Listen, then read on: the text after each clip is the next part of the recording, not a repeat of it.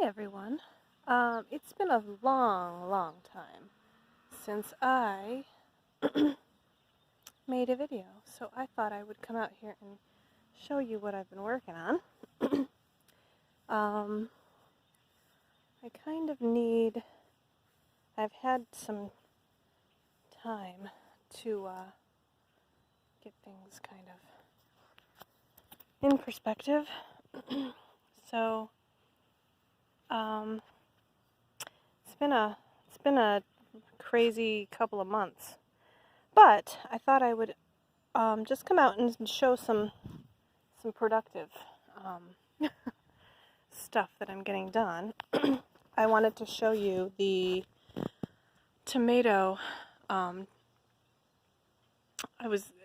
normally either stake tomatoes or so they can grow up the stake, or I just leave them sprawling on the ground. And this bed here is the no dig bed that I did. I just finished this year. Now this is usually where I have my gardens, but they have gotten so weedy in the past couple of years. That all used to be gardens too, but they were all sectioned off with the wood. And so I just thought I would do a no dig bed here, and it seems to be holding up really well. I just put cardboard. There's the cardboard underneath. I put it under everything. There is a little bit of grass coming up, but you just take that right, you just pull those up so easily. This is municipal compost, which their compost gets really, it's a real hot compost. So when I get it, it's steaming hot. So it kills off any bacteria or anything that's in there. So I'm doing three sections of this, and I'm going to screw them all together. You can use boards if you want to.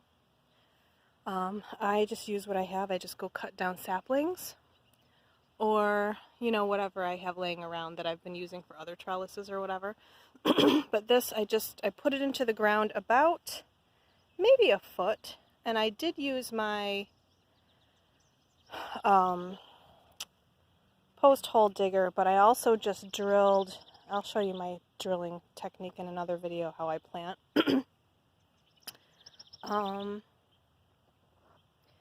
But then this will allow me to string up my tomato plants.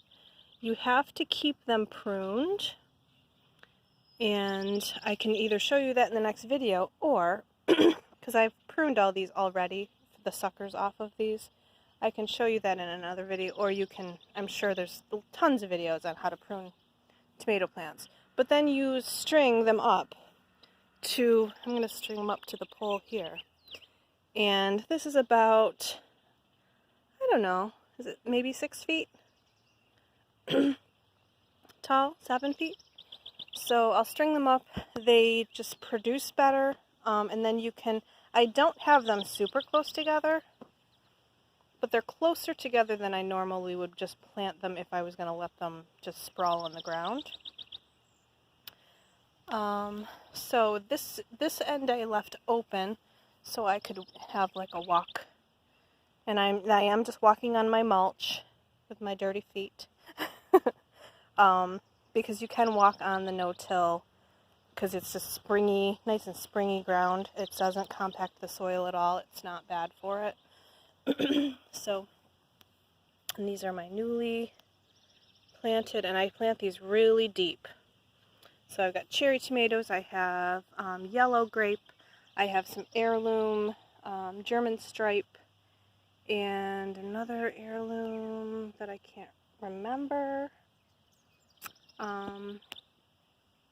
These ones needed a little help, so I planted them super deep, going a little yellow. But this mulch will help because it's all compost. So then I'll just string them up. This one's not finished, this end here. So this one will eventually get the bar across, and I don't even pre-drill holes. I just pound the screws right into these. And I did this all by myself. The only thing that I had Mike help me with was sometimes you have to have someone hold one side up while you screw the other part in. But and the reason I'm putting 3 in with the crossbars here is because for the wind. If you get a really heavy wind, I'm afraid that it's gonna take these right down. So if I put up, I even might put even more up, and just fill this, because if I don't want to put tomatoes here next year, I can put cucumbers up and string them up. If I don't want to do cucumbers, I can do climbing beans, like pole beans. So you have lots of options here. And I'm thinking I might even put another down a little farther, just a cross piece, screw that in just to have a little more sturdiness. But they're in there pretty deep. I mean, I think this thicker one is in a little deeper than a foot, probably 1.5 feet. But you can go deeper if you want to, just to make it more solid. We do get some winds, but I have all this. I have a row of, this is west. I have a row of pine trees right there, and then my hedgerow here. So it does block the wind a little bit.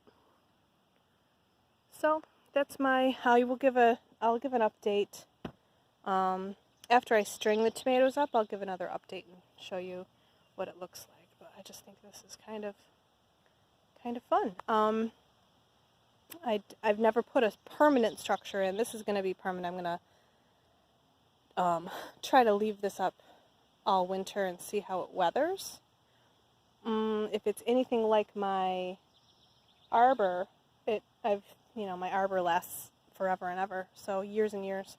So I'll leave it up so that I don't have to put it up in the spring again, and then I can use it for any trailing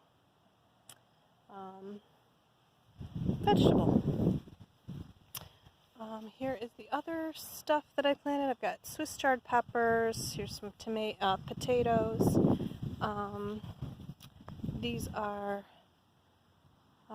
they need some water. It's getting hot. But these are the turnips. An early crop of turnips, and then I'll probably put another one in. And then these are my garlic. Garlic is starting to get scapes on it, I believe. Yep, that's this. Yep, those are the little baby garlic scapes. So those I will be cutting off and using for something. And then this bed I will talk about in another video. This is another no-dig bed that is an experiment that I will talk about later. So I hope everybody's doing well.